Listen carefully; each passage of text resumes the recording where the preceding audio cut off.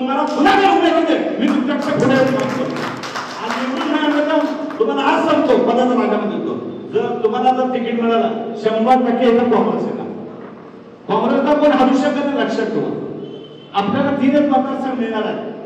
पैलवान सांगतो ना, आपल्याला 3च मतदारसंघ मिळणार आहे. एक मतदारसंघ म्हणजे आपल्या हक्काचा म्हणजे मध्य, दुसरा मतदारसंघ दक्षिण तालुका, तिसरा मतदारसंघ अक्कलकोट तालुका. आपण आराम असला तर ही सीट देणार नाही, परंतु तुम्ही जर एनसीपीला आम्ही देणार नाही.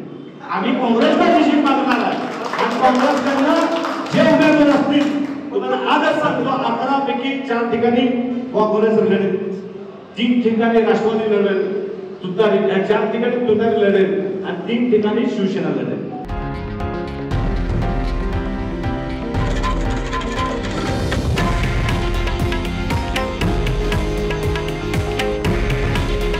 हे आहे देशातील नंबर 1 न्यूज नेटवर्क आणि आपण पाहत आहात TV9 मराठी. काळजी तुमची, हित महाराष्ट्राचं.